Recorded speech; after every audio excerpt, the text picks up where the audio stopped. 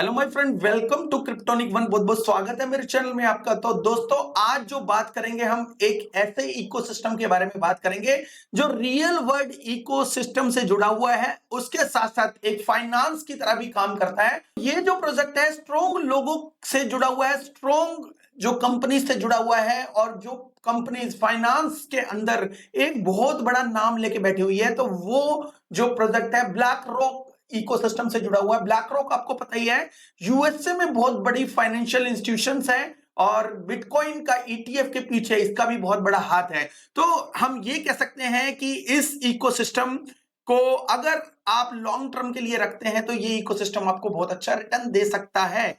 लेकिन सबसे पहले मैं वीडियो स्टार्ट करने से पहले बता दूं, इस डिस्क्लेमर के हिसाब से किसी भी तरह का कोई फाइनेंशियल डिसीजन मत लेना। ये कोई फाइनेंशियल डिसीजन लेने में हेल्प करने वाला वीडियो बिल्कुल भी नहीं है।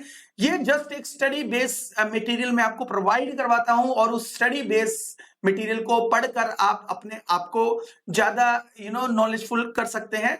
ठीक है, चलो चलते हैं फिर ओंडो फाइनेंस की वेबसाइट के ऊपर।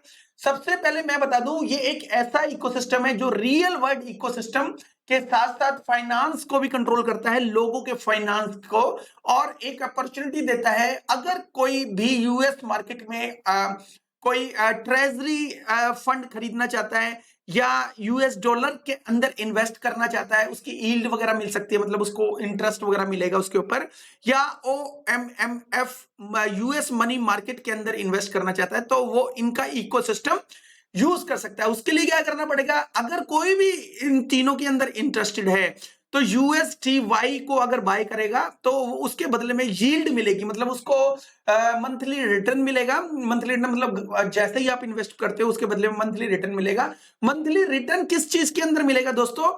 वो मिलेगा आपको इनके अपने टोकन में, जो इनका जो इनके इकोसिस्टम का टोकन है उसका नाम है ओंजो। तो ओंजो टोकन है जो वो आपको मिलेगा, और वो जो भी USDY मतलब यूएस डॉलर यील्ड के अंदर इन्वेस्ट करेगा तो उसको ये टोकन मिलेगा।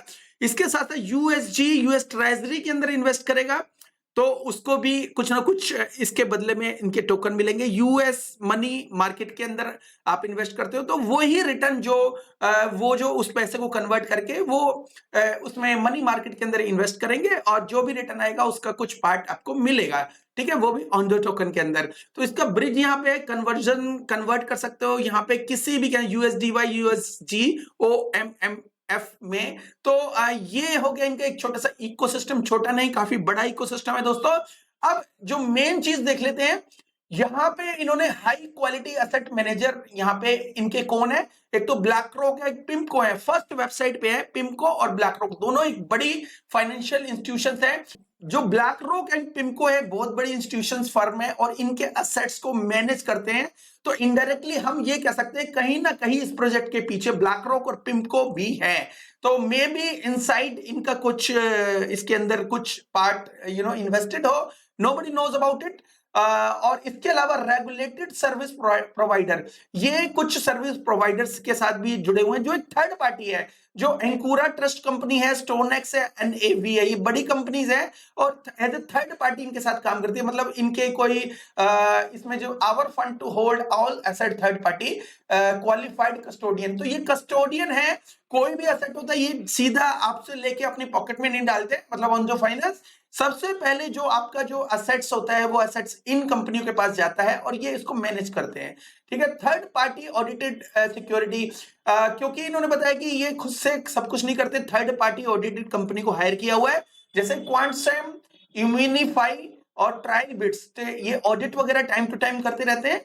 और एक्सपीरियंस्ड लीडरशिप, गोल्ड्समैन सच्स और bridge water, millennium and makers. Makers आपको पता है कौन है, ये मेकर्स दाओ वाला ही मेकर है। तो ये सब बड़े बड़े जो नाम है इसके साथ जुड़े हुए हैं। आई होप इसके साथ एक और जो बड़ा नाम है जो बैक करता है, बैक्ड बाय द बेस्ट।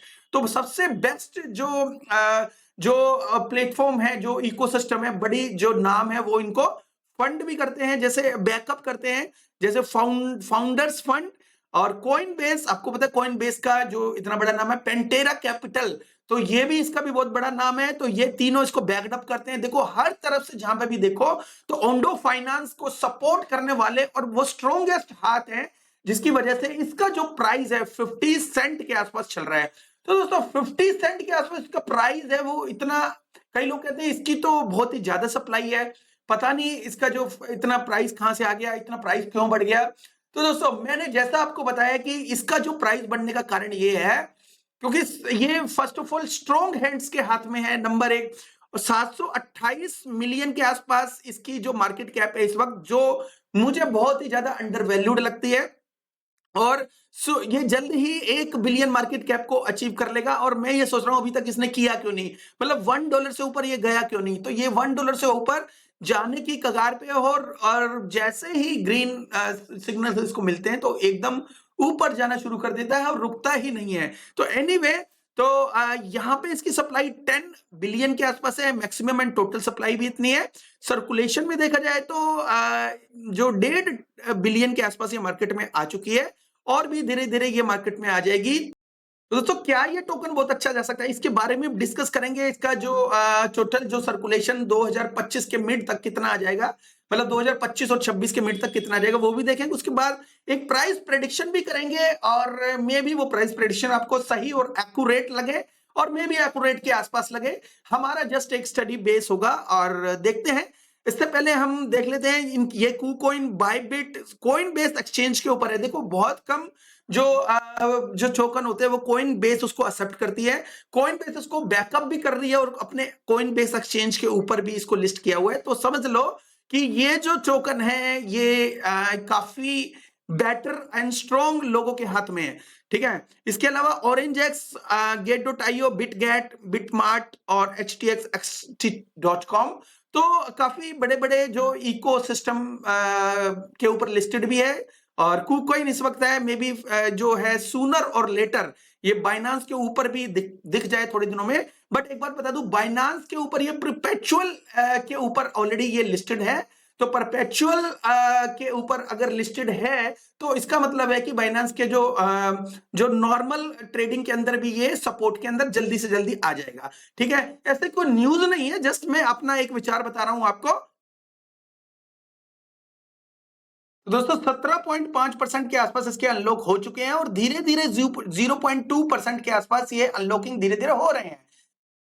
दोस्तों इसके सारे के सारे टोकन जो मार्केट में आएंगे 2029 में आएंगे। तो हम जो देख रहे हैं 2029 नहीं, हम 2025 और 26 के मिड का देख रहे हैं, बिकॉज हमें लगता है कि 2025 या 26 के मिड में जो सप्लाई होगी वो काफी सारी सप्लाई मार्केट में आ चुकी होगी।